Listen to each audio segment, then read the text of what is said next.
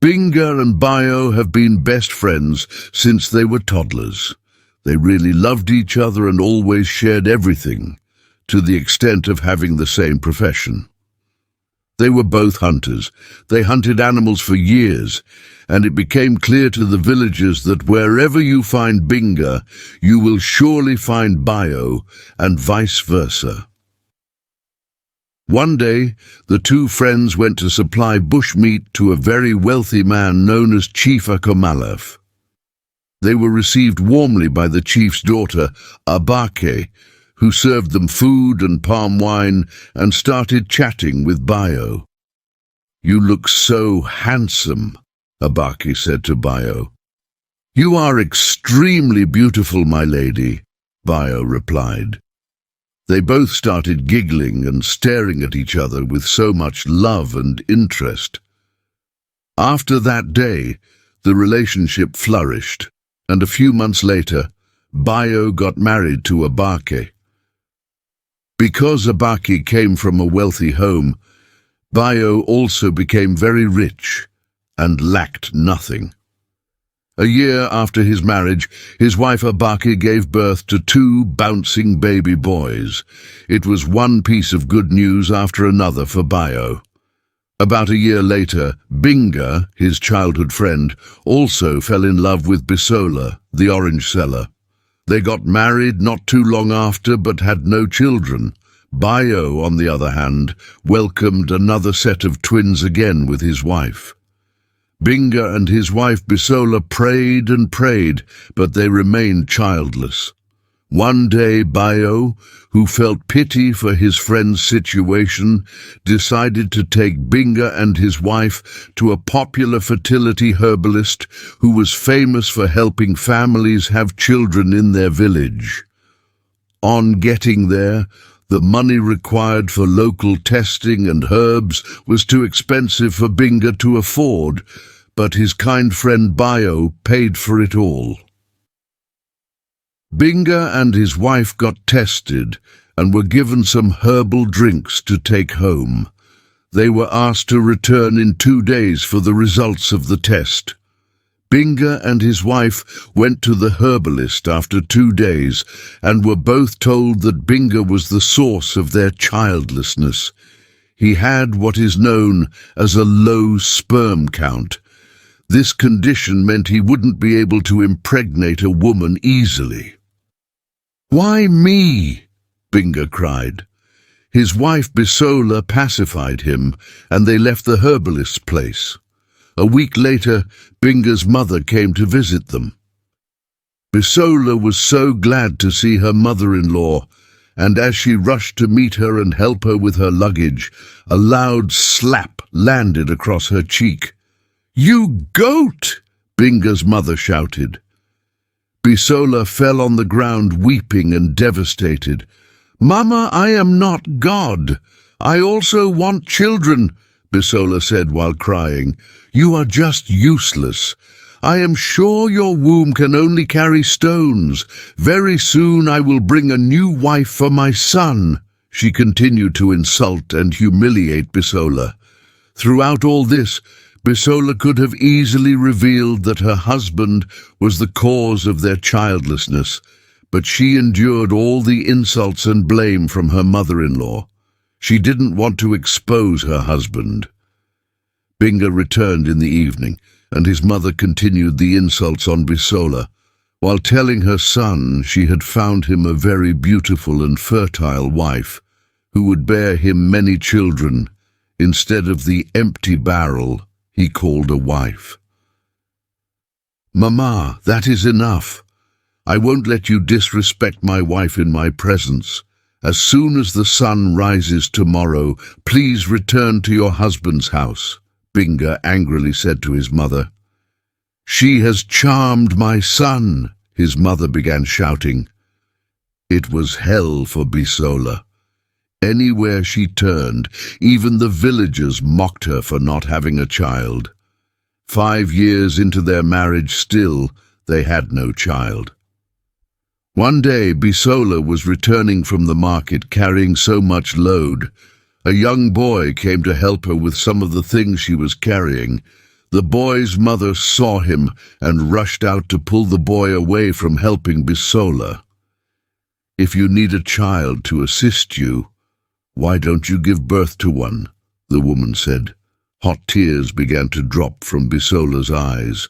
One midnight, Binga woke his wife. He wanted to discuss something with her. "What is it, my husband?" Bisola asked him. "I need you to do something for me," Binga replied. "What do you need?" "You know I will do anything for you," Bisola confidently said. In tears he continued, "I want you to have an affair with another man so you can get pregnant." "May the gods forbid! Why would you think of such?" she angrily said. Binga proceeded to persuade her. He said it would be a secret between them and no one would know about it. Bisola was so disgusted, she said she wouldn't involve herself in anything relating to fornication. She also added that when it was time, the gods would give them children. Binga argued that time wasn't on their side anymore, and according to the herbalist, his low sperm count would make having children very difficult. He also added that he was tired of hearing everyone blaming Bisola for something that wasn't her fault. "Doing this would take away all our shame," Binga cried. Bisola angrily left him in the room that night. Ever since then, Binga stopped eating at home. He stopped talking to his wife for over 2 weeks, and when Bisola got tired of his cold shoulder, she decided to do what he wanted. "Okay, Binga, if it will make you happy, I will do as you wish," Bisola told him one morning. He was overjoyed, and he hugged her tight while saying, Thank you, my wife." Bisola asked a question. "What if the man I do this with comes back to ask for his child?" Binga didn't know what to say. After some time, he finally replied, "I think we need to look for a man that we trust, someone with upright character." For days they thought about who they could trust to help them out, but Binga later informed Bisola that he thought his friend Bio would be perfect for this. "Ha! Your friend Bio?" Bisola said, disgusted by the thought of it alone. Binga claimed Bio was like his brother, and he was sure he would be perfect for this. He also added, "After all, Bio's wife gave birth to twins 3 times in 6 years." Bisola agreed, and Binga promised to speak to Bio later that week. 3 days later, Binga presented this before a confused-looking Bio. Bio instantly rejected, but Binga didn't want to take no for an answer. He also threatened to commit suicide if Bio didn't help him impregnate his wife. "Please sleep with my wife.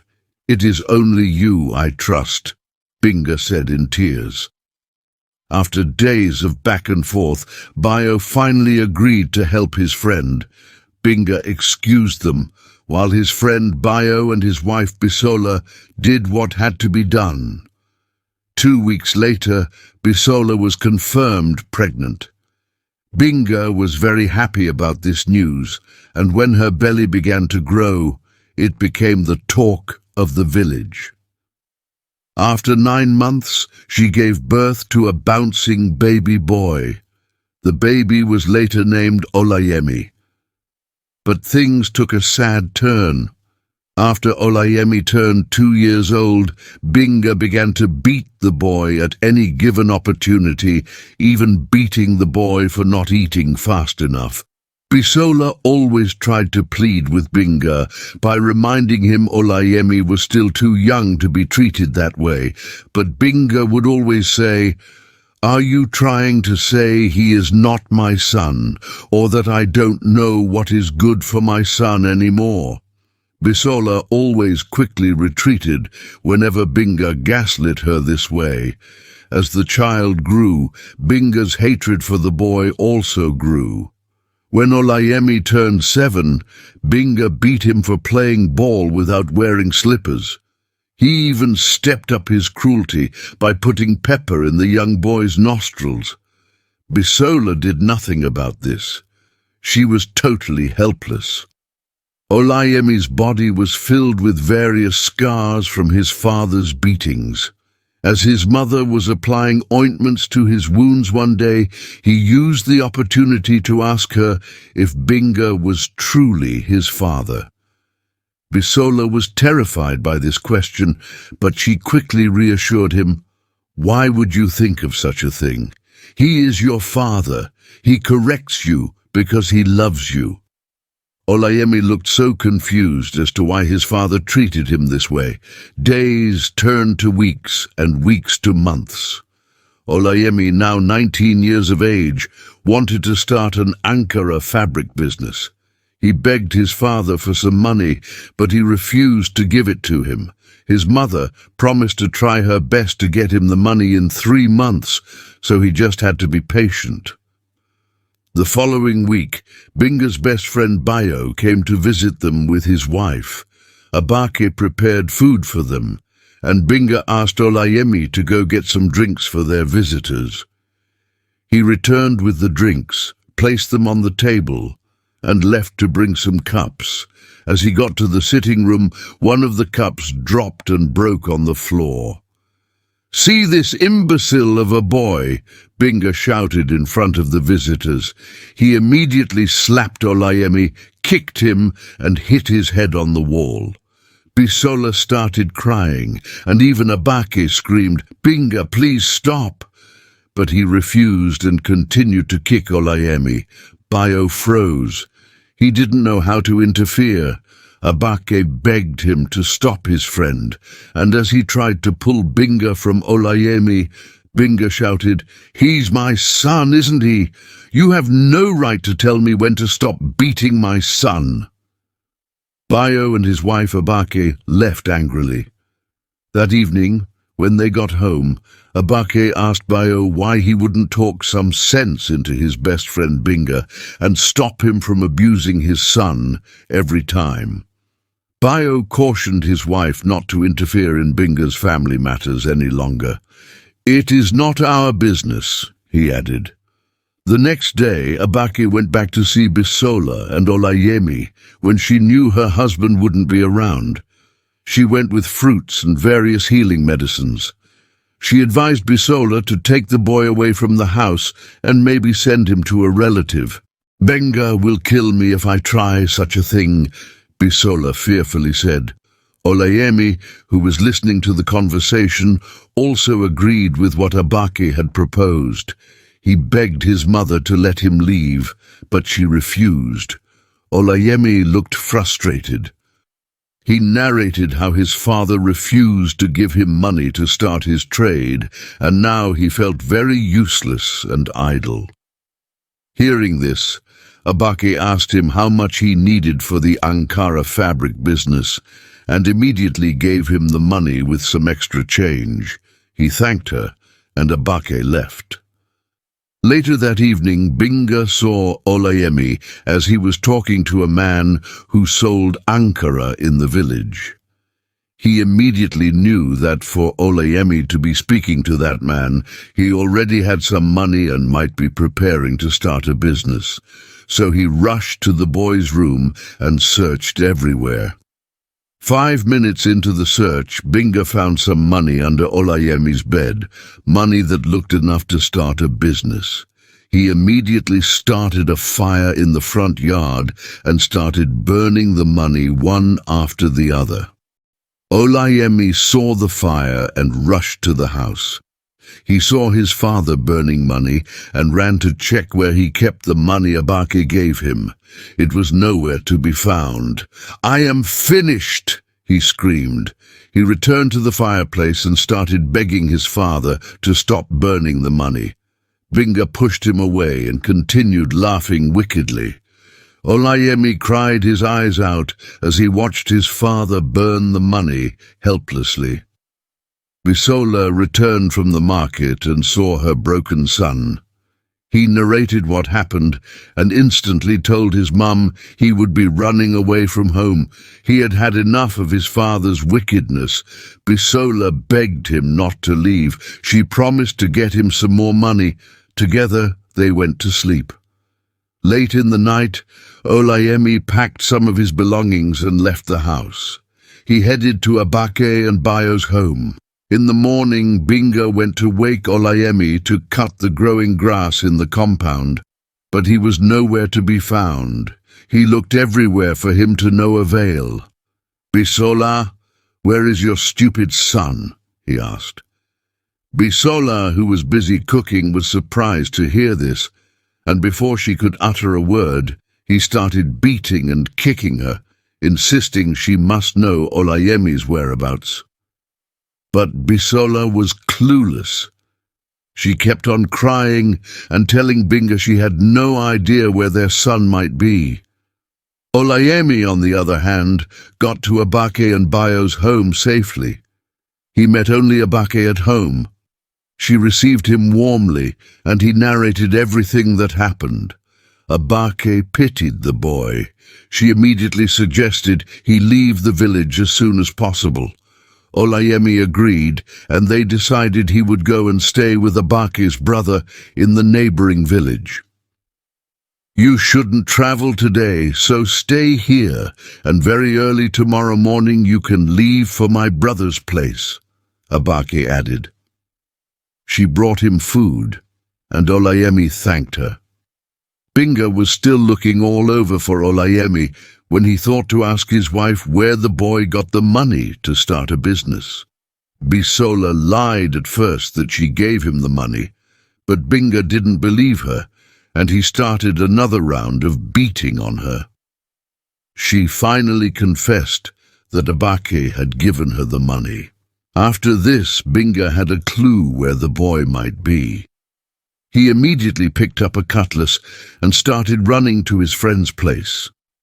Abake was eating when Binga came in and was surprised to see him. They exchanged greetings, and he went into the room to ask his wife Abake about what was going on. Abake narrated everything, and Bayo reminded her he had warned her not to interfere in his friend Binga's family affairs. Abake argued that she couldn't just stand by and watch.